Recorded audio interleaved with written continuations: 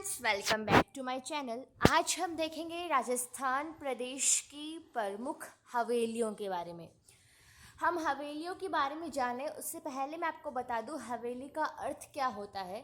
तो हवेली का अर्थ है बंद जगह, जिसका प्रयोग भारत में पहली बार राजस्थान में सामान्यतः किसी ऐतिहासिक और वास्तुशिल्प महत्ता के निजी आवास के लिए प्रयुक्त किया जाता है। किसका?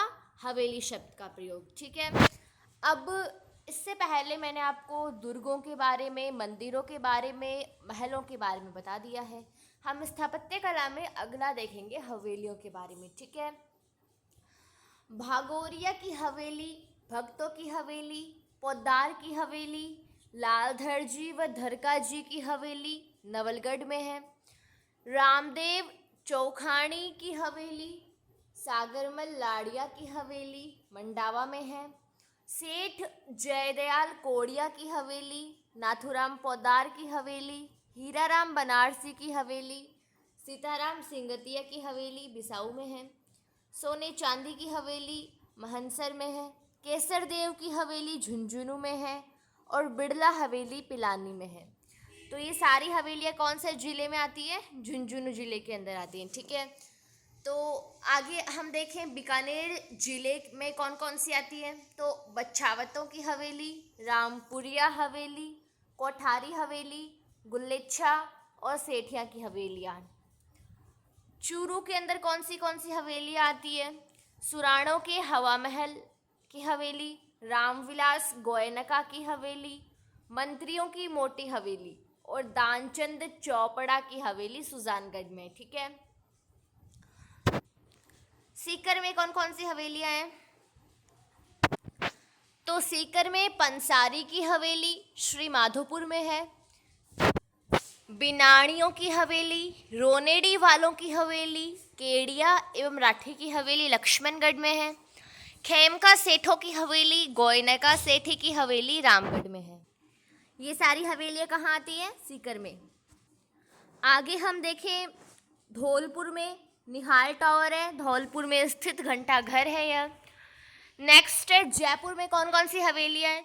तो पुरोहित जी की हवेली, चूर सिंह की हवेली, रत्नाकार भट्ट पुंडरिक की हवेली और मथुरा वालों की हवेली। इसे नक्कालों की हवेली भी कहते हैं। किसे कहते हैं नक्कालों की हवेली? मथुरा वालों की हवेली को। कोटा में कौन सी हवेलियाँ हैं? झाला जी की हवेली और बड़े देवता की हवेली।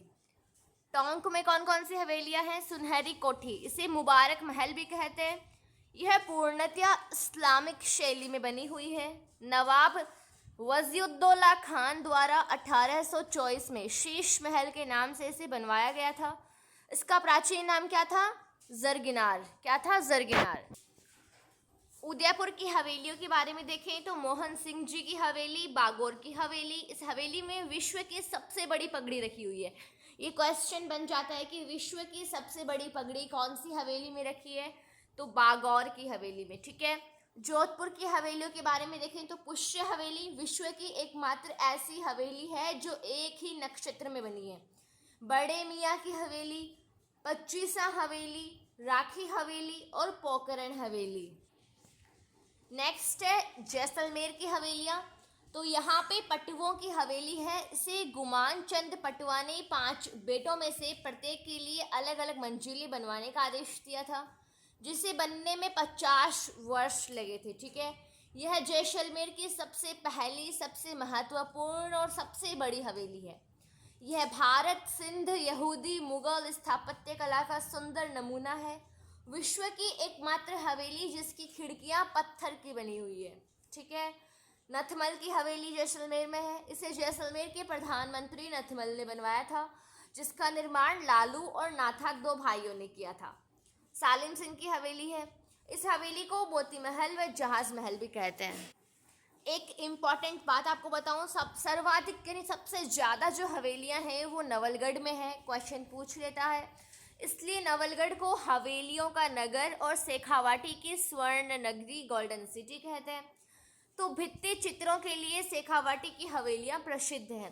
शेखावाटी की विशिष्ट हवेलियों में से 2 आंगन थे। प्रक्षेपित बालकनी राजस्थानी वास्तुकला का एक महत्वपूर्ण अंग है।